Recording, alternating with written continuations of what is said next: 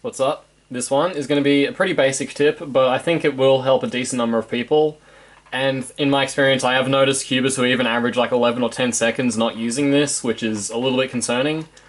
Basically, this is just going beyond like the basic finger tricks of CFOP, or just turning in general. So in my opinion, the basic finger tricks you should be able to do. U prime with the index, D prime with that, F prime like that, F just like a regrip.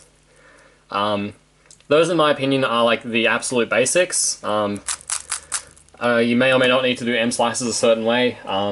If you're a CFOP solver, like M slices may not matter that much, but you will eventually want to get them pretty good. But these are just some basic finger tricks that I think will unlock a lot of potential, namely in RUD turning, because if you can't do some finger tricks, then you know, an E-perm will look like that and it's just kind of crap. So what kind of finger tricks am I talking about? Well, I'm talking about one-handed finger tricks. So if you've never practiced one-handed but you care a lot about two-handed for some reason, I would highly encourage you in general just to get into one-handed solving because, firstly, because you're turning slower, it'll help you with your look ahead at least to some extent.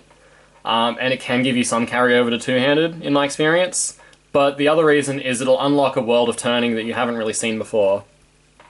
So the basics of OH turning, like with the R and U moves, like this doesn't really help too much, but the U moves here, either like this or like that, that can be really helpful for two-handed, because if you don't know how to do something like this, then depending on your certain grip for some cases, like say this F12 case, you'll have to do what I call pinching style U-turns, which depending on your hands may not be very comfortable for you. I think they do have their place as well, so basically look like that.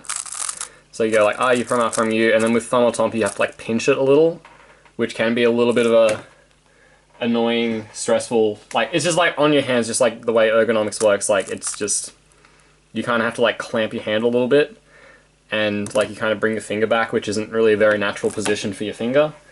And then depending on your anthropometry, it could be even worse, or it could be not a big deal. But if you know how to do this, like this is a very natural turn, like you see like the position your finger is in, it's really not that bad. This one's probably a little bit weirder, the flick one. I don't really like this one as much for two-handed solving, but it's still not as bad as like going backwards, because you know, your finger is meant to like kind of go in this range of motion, whereas like back here this is just kind of overextending, and that's where injuries can occur. So either like that or like that for that kind of case. Those are really good to know for the U moves just for that reason, and that's one that you learn from one-handed turning.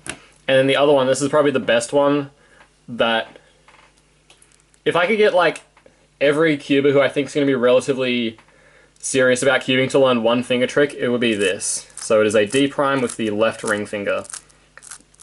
Now why is this so good? Camera, please focus. So the reason this is good is it basically unlocks quote-unquote RUD turning. So, you know, if cubing were like a video game, like learning how to do this would be like, achievement unlocked, now you don't suck at RUD algs, plus 500 HP for your Xbox Live, whatever the fuck it's called, I don't know. I haven't played shit in years. But yeah, you get the idea. So, it's showing that E tone before, like using standard finger tricks, it looks like that. Whereas if you can do D moves like that, this is not the best cube to show this on at all. You get the idea. It's a lot faster that way, being able to do this D prime. And with CFOP especially, there are a lot of really useful RUD algs to learn for last layer, and even F12 as well. So that's like, in my opinion, it's good to learn the OH finger tricks and apply them to two-handed, because you can unlock a lot of, basically just like unlocking algorithms and being able to do them effectively. I guess if I was going to mention one more, it might be the left index F prime. This one's a bit trickier, and then depending on your anthropometry for your hands, it may be really uncomfortable for you.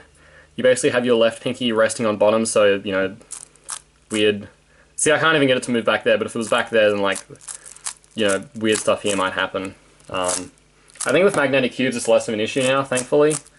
But back in the golden era of cubing, I don't want to call it the golden era, things are better now. But yeah, you get the idea. This one can be pretty useful as well, and this is one you'll see a lot in one-handed, maybe like this as well, although I don't think this is very good for two-handed. I think if you're going to use like a thumb F prime instead of that, you would want to do right thumb like that. Inverting is pretty good for F moves as well.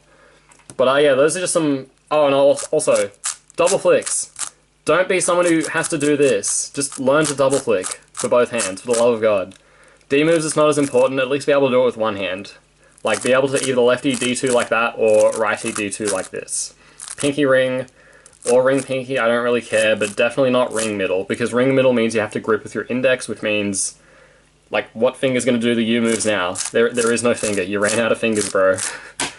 But yeah, those are just some, like, really, really basic C-FOP finger tricks that I think, you know, if you're able to learn how to do all of those and you weren't able to do them before, your turning style will effectively, like, level up, and a lot of algorithms that you found uncomfortable before will almost definitely be very comfortable for you now. So that's a little bit of finger trick homework for you guys. If you don't already know how to do these sorts of turns, please learn how to do them. They will be very helpful for you in the long run. Thank you for watching.